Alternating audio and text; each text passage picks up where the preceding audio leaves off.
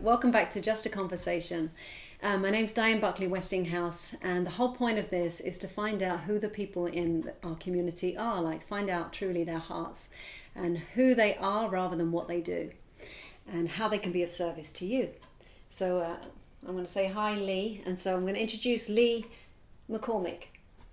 Yeah, that's me. Yeah, Lee McCormick. And I'm not going to do a big introduction. Like, my husband and I are new to Nashville for 1 year, and you mention your name, and people know who you are.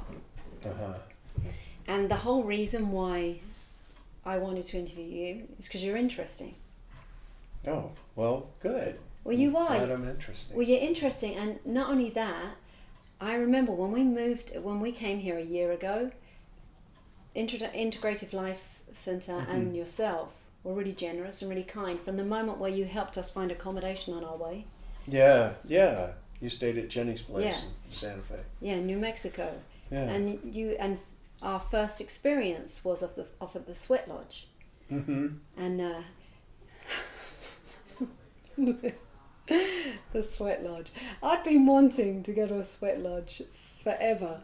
Like the whole idea of going to a sweat lodge and I didn't even know what it was. I just wanted to go to a sweat lodge and just experience what it was about. And then suddenly I came to the sweat lodge. Lee, man, that was one of the biggest challenges. It was a challenge for me. Well, yeah, of course it is. So when did you start doing sweat lodges? Oh, gosh, like 18, 19 years ago. Long time ago. And then I know that you've been on a long-time spiritual journey. So how did it come about? I checked myself into a treatment center 21 years ago. Mm-hmm. Okay. And out of that experience, I really got interested in the rest of the story of life. There was something missing. I knew something was missing, right? Mm-hmm. And there was something missing in the story I'd been told about what recovery's supposed to look like. So I just started reading books and asking questions and saying, okay, life, I'm looking for something, help me figure it out, help me find it. And then I met a Native American man from Arizona at a workshop, and he invited me to come to Arizona. He was a Native American church roadman. So he led Native American church ceremonies. Mm-hmm. And he invited me to come out and do a sweat. So I did. What was it like when you did your first one? What was it like? It was really hot. It was all natives except me. And it was really hot and really intense. And, I was just determined I was not going to leave the lodge. And I ended up having a really big experience. What happened? Well, a spirit came and told me some stuff, and the rocks started turning into images of beings and faces, and the interdimensional aspect of what a sweat lodge really is just kind of opened up to me on that first lodge. So what does that mean? Well, it got my attention. That's what it means. It's and a voice said, "You come here." Just like that, you come here. And so after the lodge was over, I went to Albert, who was the man leading the ceremony. Mm-hmm. And I asked Albert, I said, "Did you hear that voice?" And he said, "What? What voice?" I said, "A voice said something." He said, "Well, what did it say?" I said, "He told me you come here." He said, well, you better listen. That's all he said. So that's what got me involved in lodges. Oh, wow. And then you come here ended up being what? Well, probably for the next year, every 2 or 3 months I'd fly to Arizona and do another ceremony. Mm-hmm. And I got involved in Native American church ceremonies, peyote church ceremonies, all-night prayer ceremonies. And then I had just started the ranch. And so I brought Albert to the ranch, and we built the first lodge and started doing ceremony at the ranch. Oh, that is so cool. 20 years ago. So I think we were the only treatment center in the country that had a lodge. And then why did you create the ranch? What was it? Because you've had a journey with all of the centers that you've created. So why did you create the ranch? I was just inspired. You know, I didn't know what I was doing. I just had this feeling that for us humans to heal and to reconnect with the truth that's on the other side of all the stuff we've been taught to believe. Like what we believe, what we're taught in this world is not the truth, it's a story. Mm-hmm. And then there is a truth, a consciousness behind that. Mm-hmm. And so my relationship with recovery pretty quickly became about developing a relationship with the spirit, with awareness, with the truth, like the eternal truth. Not the in the moment, this is right, wrong, good, bad kind of a truth. And I got a hit when I was out in the desert in Arizona that the ranch I was living on could be a real healing place. You know, so I don't know.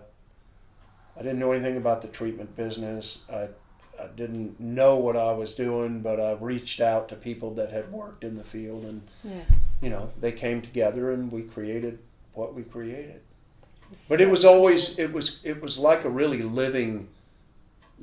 Creating a healing space is a living entity. It's a being, and if it's not growing and evolving and morphing and changing and moving, then it's not really a healing space. That's my relationship with it.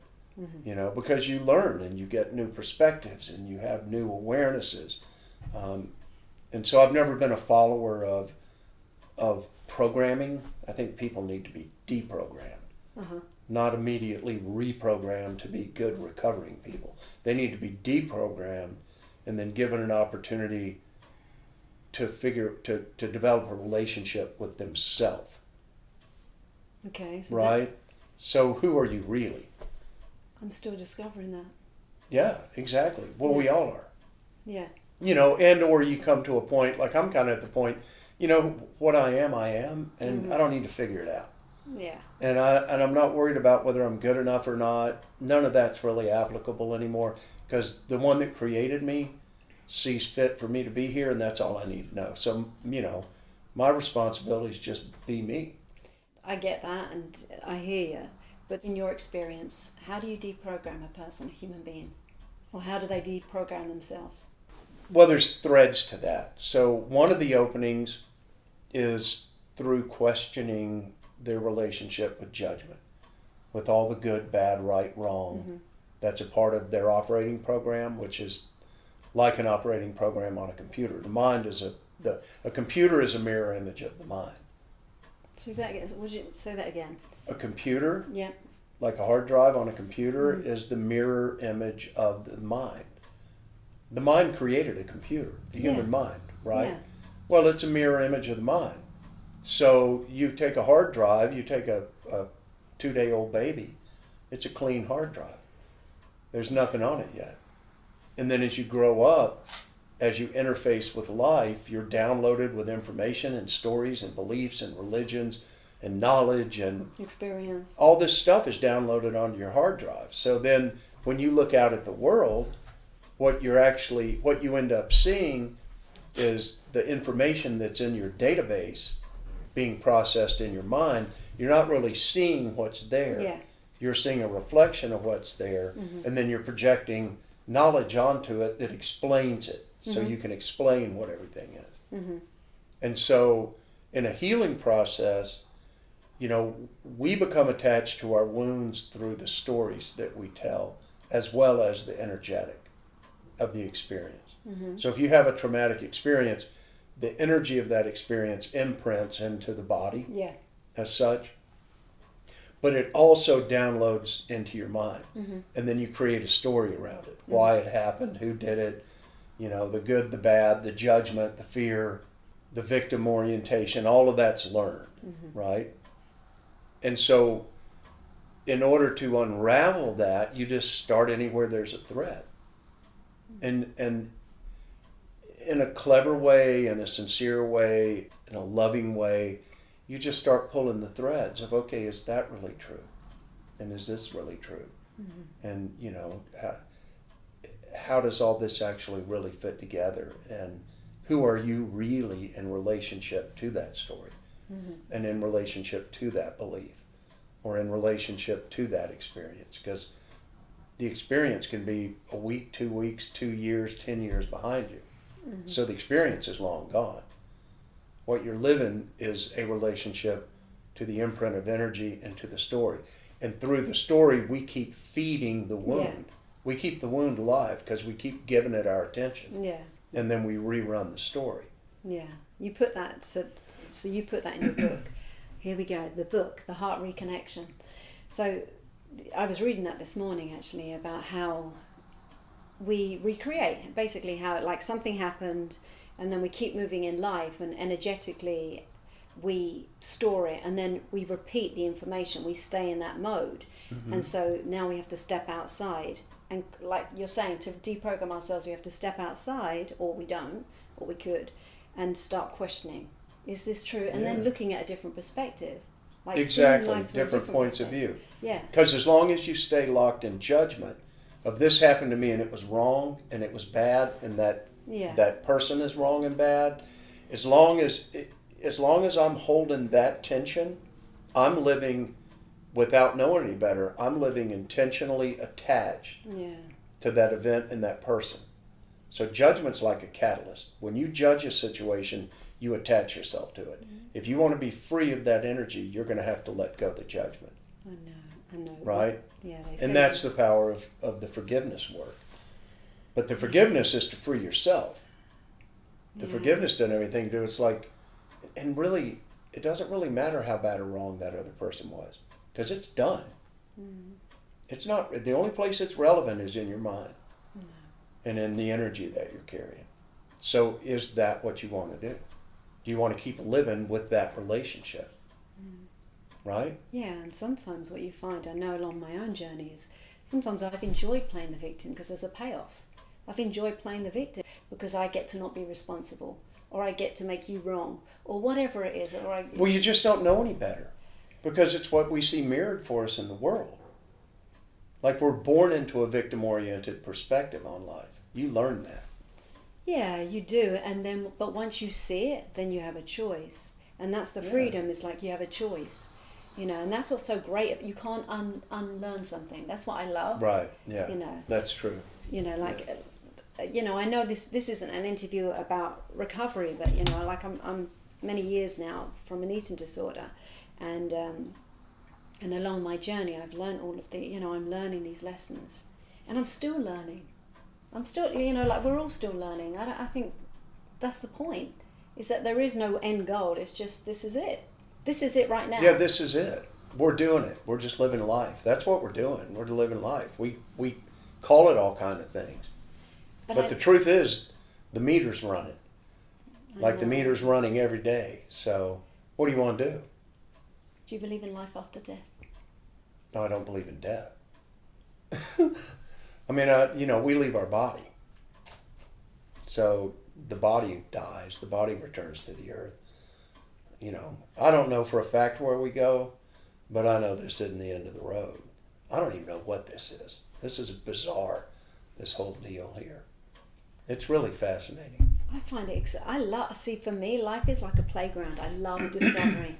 Like even in the crap moments, I look for the gold everywhere. Mm-hmm. You know, even in the most uncomfortable situations, I'm still looking for the gold. Because I think when you resist the gold, or when you resist learning, that's when you're into problems. That's when you hook in. Like you're saying, you're hooking into your past energy or whatever. Mm-hmm. You know, but I was going to say to you, what I really wanted to find out as well. So you're a daddy. I'm a weird father, though.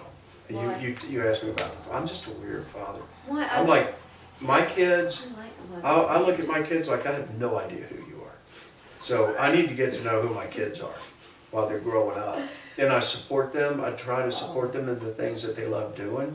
But me tell them who they are, like, you know, we've all grown up with people or known parents that are like, well, you're this and our family's that, and you're a good Jew, or you're a good Catholic, or and this is how it's going to be. I'm like, you know, you were born to me, but you're not my property.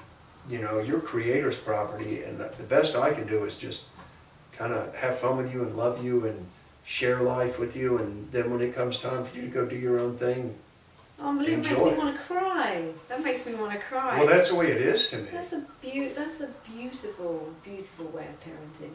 That's beautiful. But that's a very male-oriented thing too, I think, because the mamas they hold on to their babies tighter. Well, yeah, and also with the mum, and I'm noticing it even. Our dog's just got spayed this much. And no, seriously though. I've never had any of my children spayed. No, but doggies just like, you know, for us, we haven't got children currently, so it's like, that's our babies in a sense. Yeah. And how I am is like, I'm very, very nurturing, you know, like Arthur loves our babies, but I'm very, very nurturing, and it's not about being overprotective, it's just about, well, sometimes it can border on that, but it's about, there is a mother's connection, you want them to be their own individuals, but then it goes into the fear. But that's the role of the mother.